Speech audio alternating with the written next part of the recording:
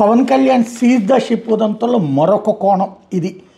వాస్తవంగా ఆంధ్రజ్యోతి హైలైట్ చేసిన కాకినాడ పోర్ట్ నుంచి ఆఫ్రికా దేశాలకు ఎగుమతి అయ్యే నూకల విషయంలో అధికారులు తనిఖీలు పేరుతో ఇక్కట్లు కలిగించద్దని రాష్ట్ర ప్రభుత్వానికి కేంద్ర ప్రభుత్వ సంస్థ నేషనల్ కోఆపరేటివ్ ఎక్స్పోర్ట్స్ లిమిటెడ్ విజ్ఞప్తి చేసింది. ప్రపంచంలోని ఆఫ్రికా దేశాల్లో ఆకలి నివారణ, అక్కడ ప్రజలకు ఆహార భద్రత కల్పించే ప్రక్రియలో భాగంగా భారత్కి ఆఫ్రికాకి మధ్య కుదిరిన గవర్నమెంట్ టు గవర్నమెంట్ G2G ఒప్పందంలో భాగంగా ఎగుమతి అవుతున్న బియ్యాన్ని తనిఖీల పేరుతో ఆటంకపరచొద్దని చెప్పి కోరింది.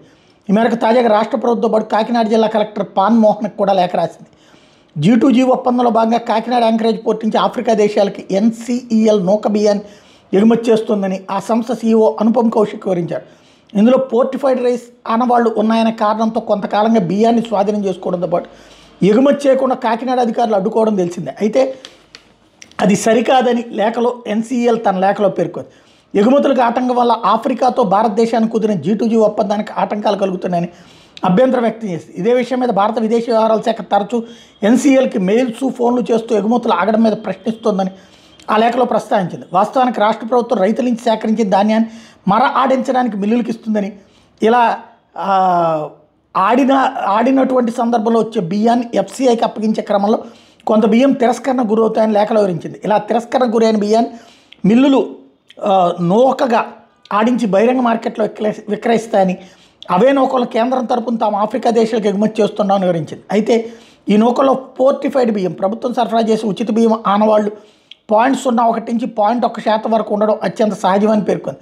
కానీ కాకినాడ పోర్టు నుంచి విదేశాలకు రేషన్ బియ్యం ఎగుమతి అవుతున్నాయన్న కారణంతో పోర్టు దగ్గర చెక్పోస్టులు ఏర్పాటు చేశాను. ఈ చెక్పోస్టుల ద్వారా కేంద్రం తరపున తాము ఎగుమతి చేస్తున్న నూక బియ్యంలో పోర్టిఫైడ్ ఆనవాళ్ల పేరుతో శాంపుల్ సేకరించి బియ్యం సీజ్ చేస్తున్నారని లేఖలో NCEL అభ్యంతరం వ్యక్తం చేసింది.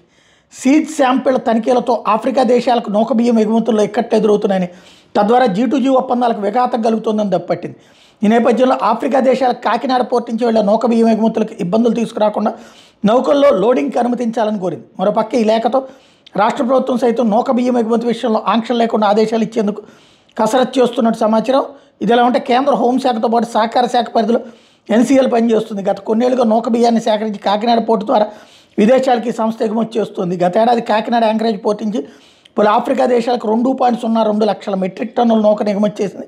ఏడాది ఇప్పటి వరకు 2.94 లక్షల మెట్రిక్ టన్నులు ఎగుమతి చేసింది. ఇప్పుడు దీన్ని బట్టి అర్థమేమవుతుంది, రేషన్ బియ్యం అన్నటువంటి దాన్ని ఎలా కనిపెట్టాలో అర్థం కాక దాంట్లో కొంత కేంద్ర ప్రభుత్వం చెప్పింది కాబట్టి పోర్టిఫైడ్ పోషకాహారాలు వేశారు కాబట్టి అది ఉన్నవన్నిటి కూడా ఇదే అన్నటువంటి కోణంలో చేస్తున్నారు. దాన్ని ఏదో సామెత ఉంది కదా, ఎర్రకోక కట్టిందంత నా పెళ్ళామే అన్నటువంటి తరహాలు చేసుకొస్తున్నారు. చివరికి అది కేంద్రం జోక్యం చేసుకోవాల్సి వచ్చింది. ఒరిజినల్గా రేషన్ బియ్యాన్ని బయట పట్టుకోవాలా, ఎక్కడికక్కడ పట్టుకోవాలా, దాన్ని మెయిన్ పబ్లిక్ని కంట్రోల్ చేయాలా వాళ్ళని అమ్మనీయకుండా, కానీ ఎక్కడికెక్కడికో వెళ్ళిపోయి చివరికి అంతర్జాతీయ సంబంధాలకే దెబ్బ తెచ్చుకునేటటువంటి పరిస్థితి తీసుకొస్తున్నారు.